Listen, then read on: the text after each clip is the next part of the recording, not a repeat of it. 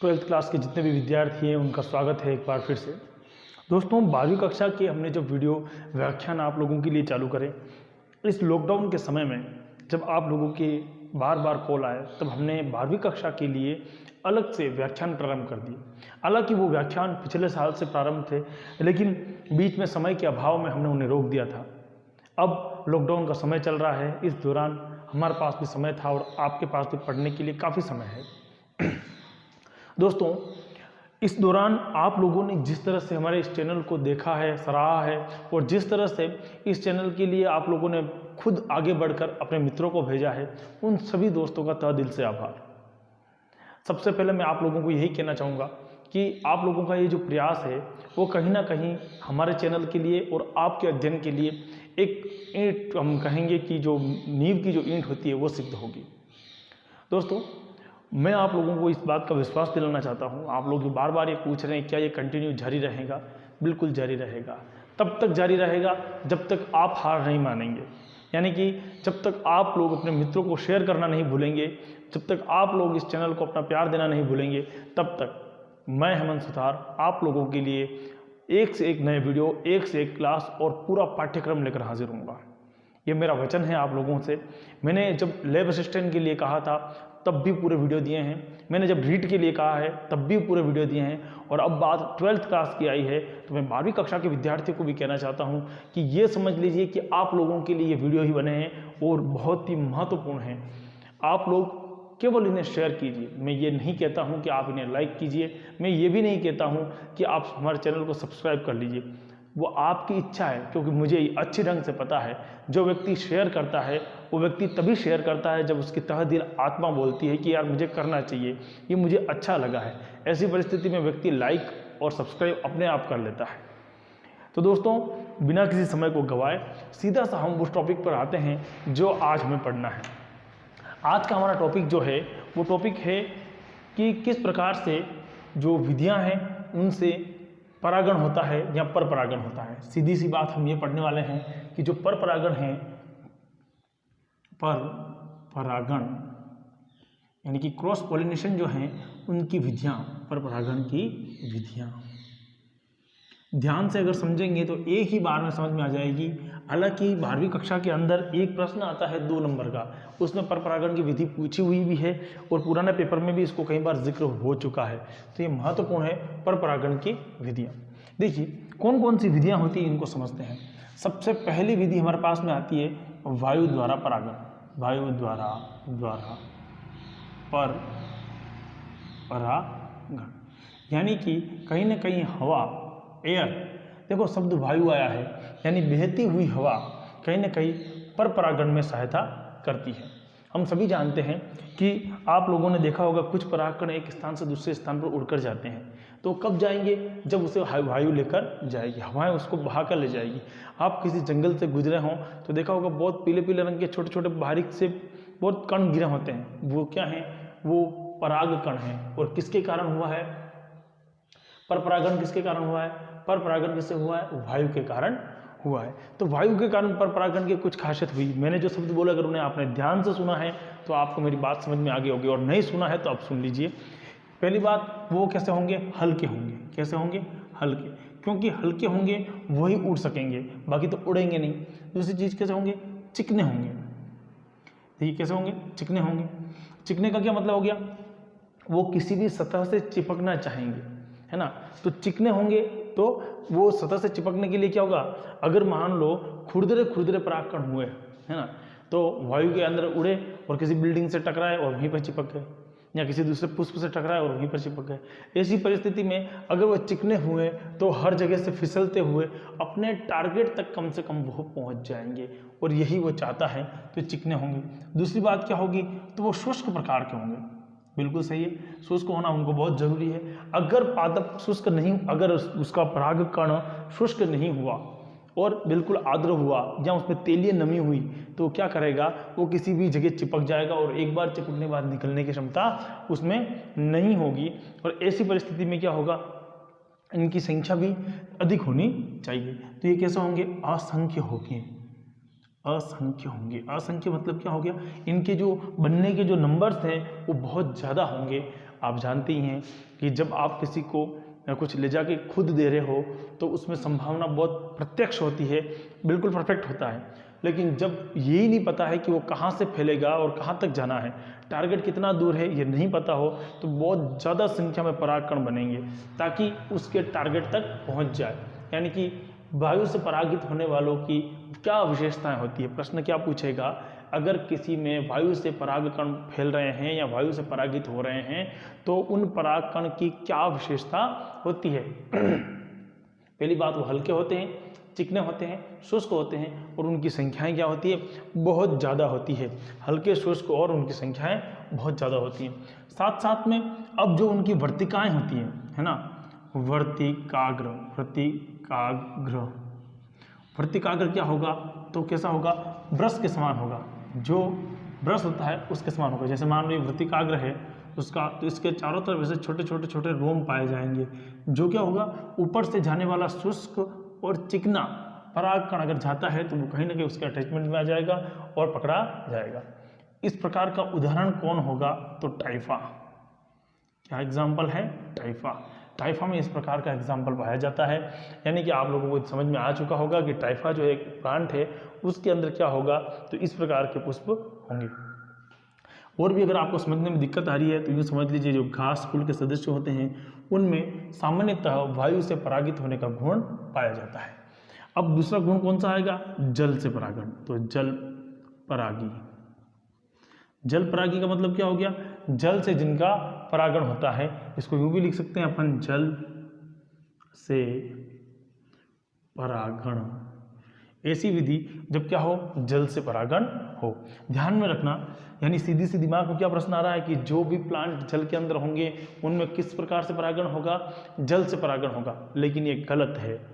एक चीज़ उसको समझ लेना, ये गलत चीज़ है कि हर जो जल में उगने वाला प्लांट है जरूरी नहीं कि उसका परागण इससे हो। जल परागण का मतलब क्या हो गया, जब पर परागण जल के द्वारा हो, जल के द्वारा हो, ठीक है ना।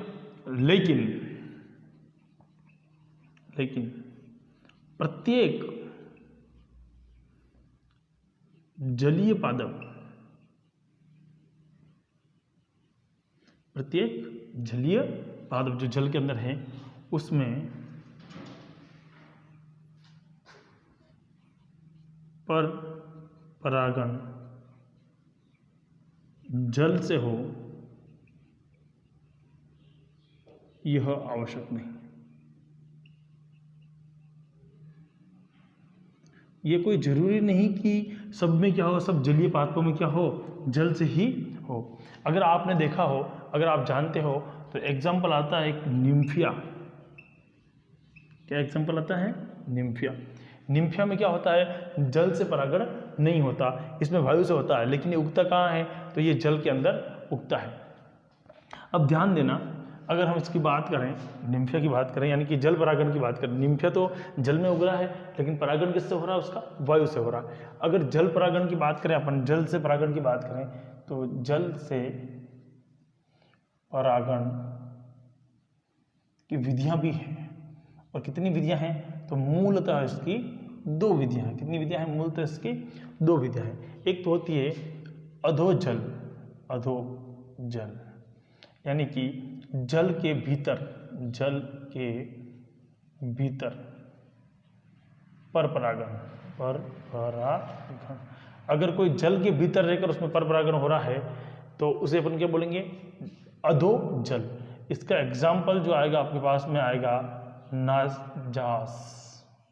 कौन सा आएगा, नाजास। ऐसे आता है, नाजा, नाजा किसका नाम होता है, सांप का, और आगे से लगा दो तो नाजास। दूसरा आता है अधि, अधोजल हो गया। अब आएगा अधिजल। अधिजल का मतलब क्या होता है, जो जल की ऊपरी सतह पर होता है, ऊपरी सतह पर होता है, जल की ऊपरी सतह पर होता है। एग्जाम्पल क्या होगा, तो इसका एग्जाम्पल होगा पेनिसनेरिया, पेनिसनेरिया।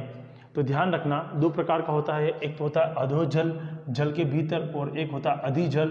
अधोजल जल के भीतर, भीतर मतलब क्या हो गया, ये पानी भरा हुआ है और पानी के अंदर यहाँ पर कोई प्लांट है उससे पर परागण जल के द्वारा दूसरे प्लांट तक हो रहा है जैसे कि नाजाज है। जबकि अधिजल के अंदर क्या हो गया, ये पानी है, ऊपर की तरफ परागकण गिर गया और बहता बहता गया और यहाँ पर वापस पुष्प है, उस पर आकर गिर गया, तो इस प्रकार को बोलेंगे अधिजल। तो इस प्रकार से हमने सबसे पहले वायु द्वारा परागित पढ़ा, दूसरा हमने जल द्वारा परागित पढ़ लिया। एक बार स्क्रीनशॉट ले लीजिए, उससे आगे पढ़ते हैं हम।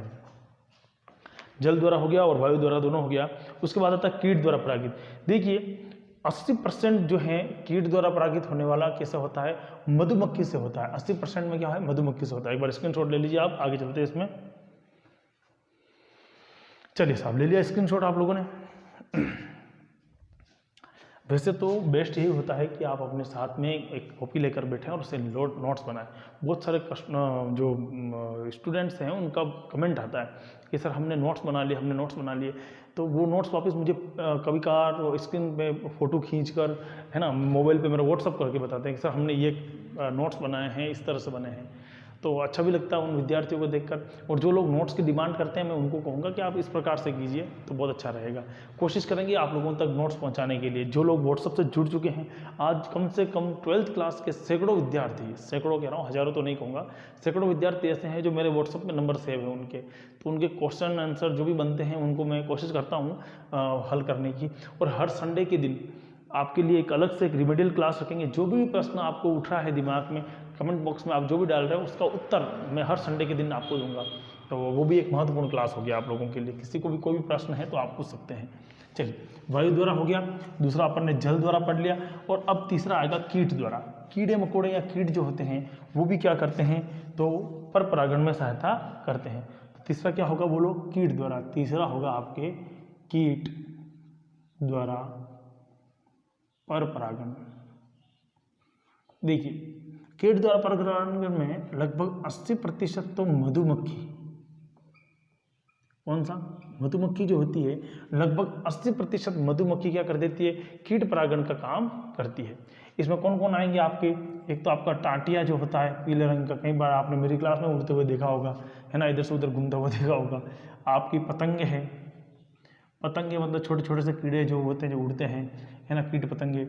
तितली है आपकी, ये सब क्या करती हैं, तो ये पर परागण में सहायता करती है। कौन से पुष्प होते हैं जिनमें पाया जाता है, तो पुष्प आपके होते हैं, सरसों का पुष्प होता है। उनमें आपने देखा होगा सरसों का जो पुष्प होता है वहाँ पर क्या होता है कि कीड़े मकोड़े एक स्थान से दूसरे स्थान पर उड़ के जाते हैं और क्या कर देंगे, कीट द्वारा पर परागित करने का काम करते हैं। चलिए, अब चौथा कौन सा आएगा हमारे पास में, पक्षी द्वारा। पक्षी द्वारा पर परागण। जो पक्षी हैं उनसे भी क्या होता है, पर परागण होने का काम होता है। ये कहाँ पर होता है, तो जो उष्ण कटिबंधीय क्षेत्र हैं वहाँ पर सर्वाधिक पक्षियों के द्वारा क्या होता है, बोलो क्या होता है, सर्वाधिक पक्षियों के द्वारा होता है हमारा पर परागण। ऐसा पर परागण कहाँ पर होगा, तो उष्ण कटिबंधीय क्षेत्र होते हैं उनमें पक्षियों के द्वारा क्या होगा, पर परागण होगा। समझना, हमने जल परागण की बात करी थी, अधो और अधिजल की बात करी थी, है ना, और उसी प्रकार से हम किसकी बात कर रहे हैं, अब कीट परागण की बात करी थी, और अब हम बात कर रहे हैं पक्षियों के द्वारा होने वाला परागण की। तो कटिबंधीय क्षेत्र जिसमें कौन आएगा, तंबाकू है, तंबाकू प्लांट है।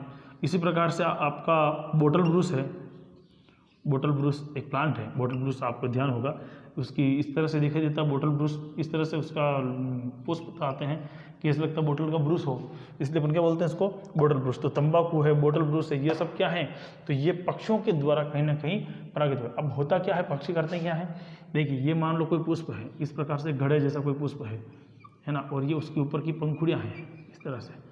तो उस पुष्प को प्राप्त करने के लिए पक्षी, हमिंग बर्ड है या पतली जो छोटी मोटी चिड़ियाएँ होती हैं, वो लंबी सी चोंच लेकर के आती हैं। चोंच बहुत बड़ी होती है उनमें और शरीर बहुत छोटा होता है, आप लोगों ने देखा होगा, भिन्न भिन्न आती है, और इस तरह से क्या करती है, वो रसपान करने की कोशिश करती है। अब यहाँ पर रसपान करते समय परागकण चोंच में लग जाते हैं और एक पुष्प से दूसरे पुष्प में क्या हो जाएगा, स्थानांतरण होने का काम होता है। तो पक्षियों के द्वारा स्थानांतरण होना संभव है। अब हमारे पास में कौन बच गया, एक पाँचवा पॉइंट बच गया, चमगादड़।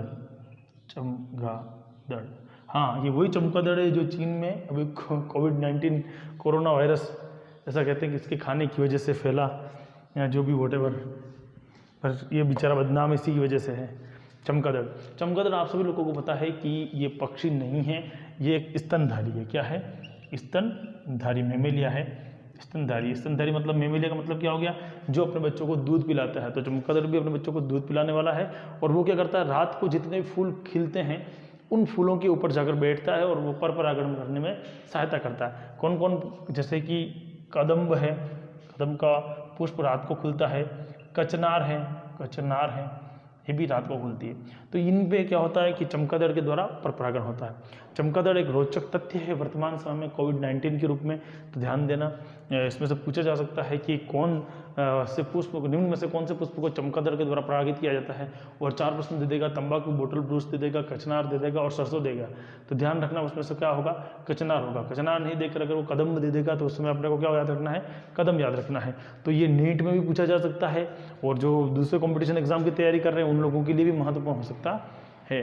तो ध्यान रखना, आज की क्लास के अंदर हमने पर परागण की विधियों पर चर्चा करी है, यानी कि जो भी क्रॉस पोलिनेशन होता है उनके ऊपर हमने चर्चा करी है कि किस प्रकार से कौन कौन से मेथड से हो सकता है।